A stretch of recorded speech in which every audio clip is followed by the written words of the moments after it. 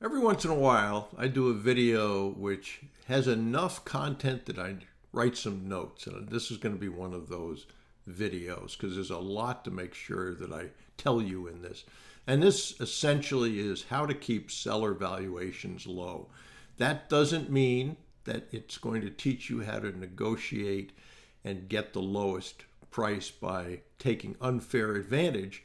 It's going to go through what's important when you negotiate a deal to get the lowest valuation that you can legitimately. And so I want to do that.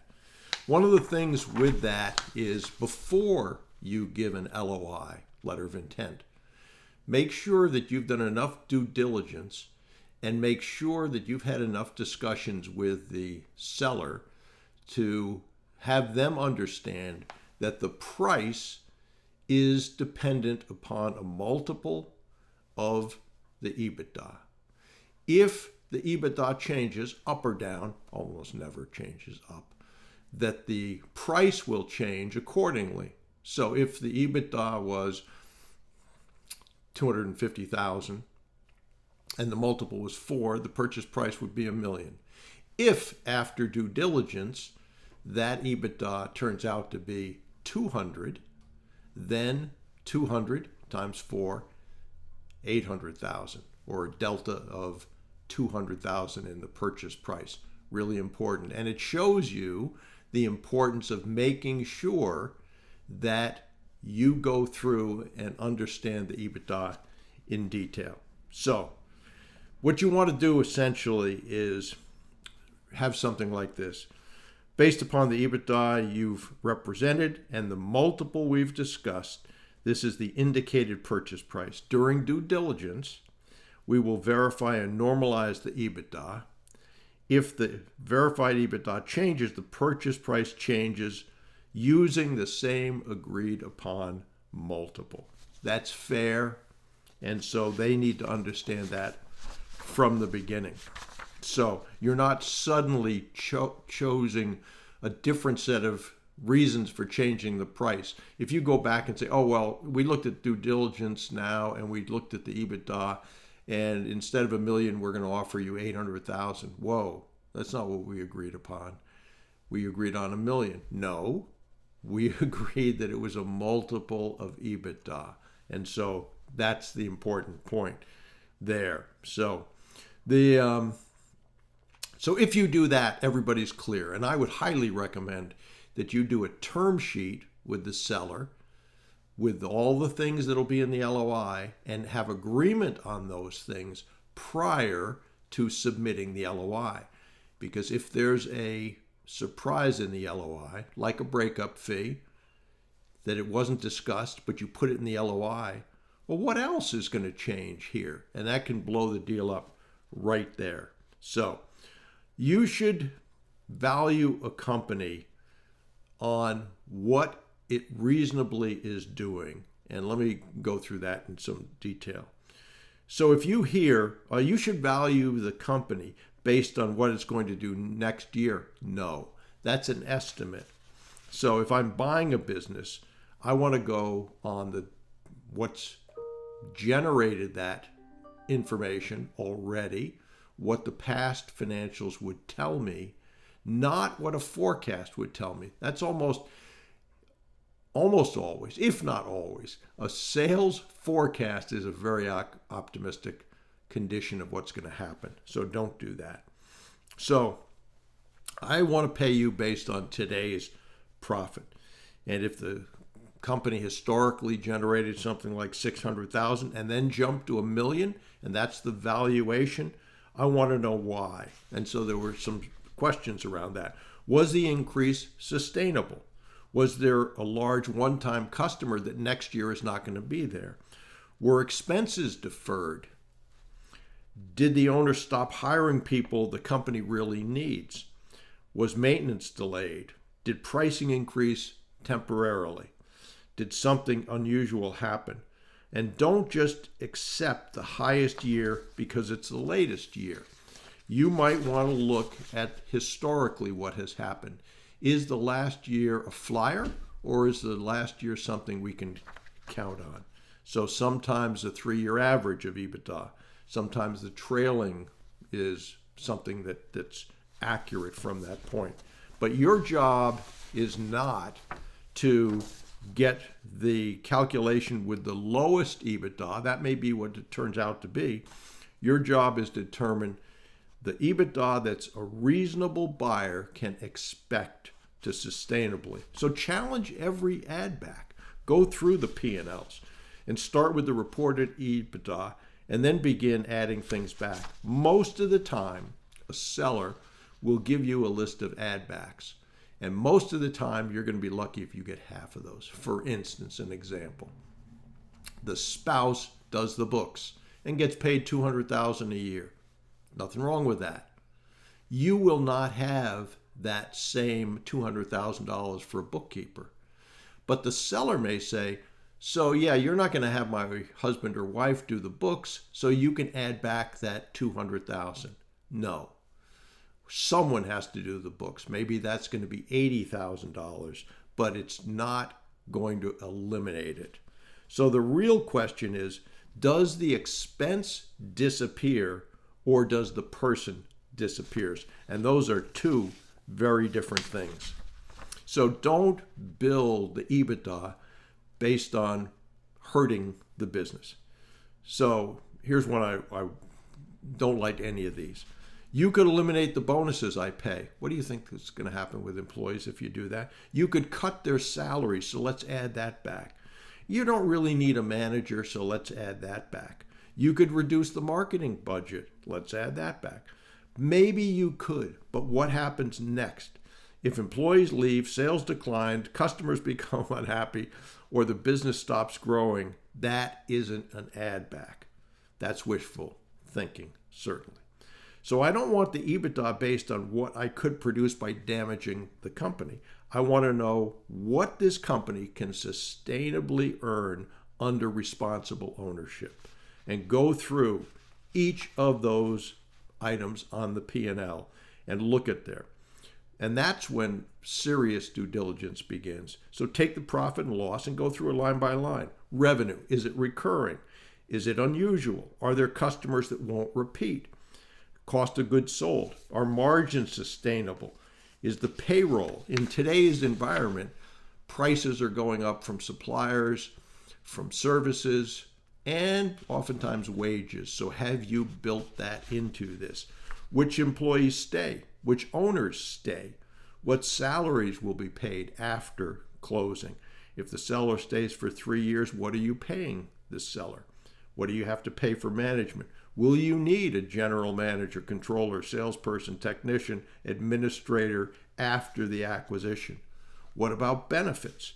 Insurance, rent, vehicles, travel, marketing, professional fees, maintenance, software, basically everything. Now you understand why I use some notes as well. And still, there may be increases that you absolutely have to include, like what I mentioned in suppliers or salaries. Now, owner expenses can be legitimate add backs. There are certain adjustments that would be made. For instance, maybe the company owns 2 executive vehicles used entirely for the owner personally. You wouldn't need those leases, so you could add that back. Maybe there's personal travel expenses running through the business, which you wouldn't have as well. Maybe there are family members, this happens a lot, that are on the payroll but who do nothing. So you could add that back. Maybe there are clearly identifiable personal expense that won't be there after closing. So those are reasonable add backs, almost always.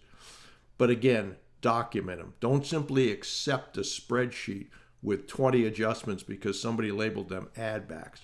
Ask what the expense was, ask whether it truly disappears, and ask whether some replacement expense will take that place. Then calculate that new EBITDA. And watch for expenses that have been deferred. If you're selling a business, there's a lot you can do to make the last year look good. So that's another area where a lot of buyers miss this. You can make 1 year's EBITDA look awfully good by not spending money. Maybe equipment maintenance was deferred. Maybe advertising was reduced. Maybe positions were left vacant that shouldn't be vacant. Maybe necessary repairs weren't performed. That doesn't necessarily mean you can simply subtract all those from EBITDA. Some may affect working capital, capital expenditures, and other parts of the deal and said, but they absolutely need to be identified, because you don't want to buy a business at 3 times an artificially inflated EBITDA number and then spend hundreds of thousands of dollars after closing fixing everything that the seller postponed. Certainly. And remember, you may say, well, it's only $30,000.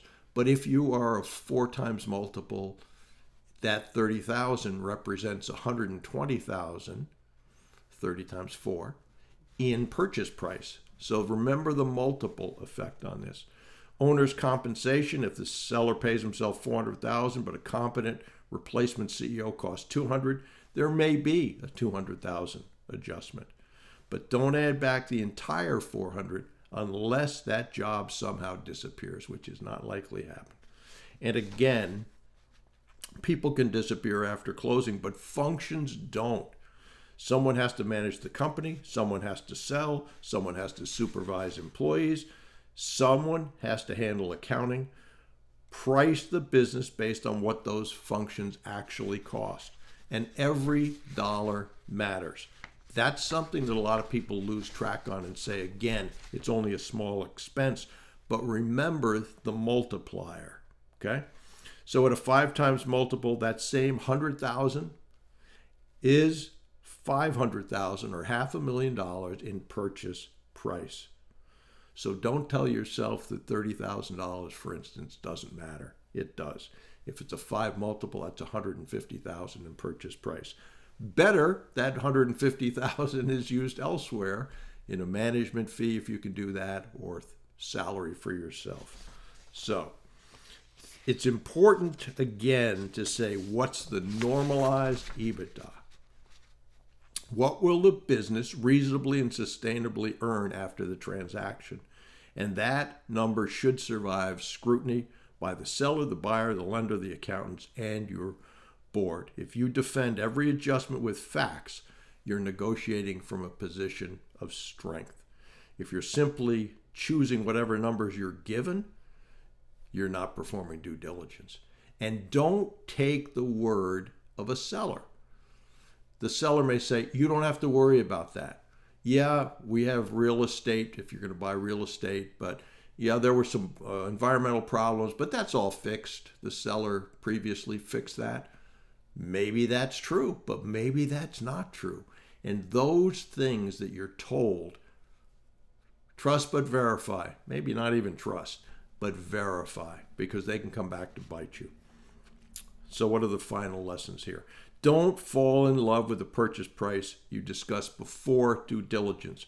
Make sure that the seller understands that the price is a multiple of EBITDA, and if EBITDA changes up or down, again, it doesn't usually happen up, that the price will change accordingly. Keep the multiple you agreed on, so you're not changing the deal. But verify the EBITDA, normalize it, challenge the add backs, determine replacement costs, look for expenses that have been deferred, review the compensation of the owner, and go through that P&L line by line.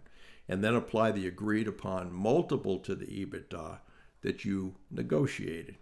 Because in business acquisition, you don't make your money by winning the argument over the multiple. You make your money in terms of the negotiation by making sure that you're applying that multiple to the right number. So this has been a little longer. I did an awful lot of reading, but the reason is that there were so many items in there that I wanted to mention. I certainly didn't want to skip over that.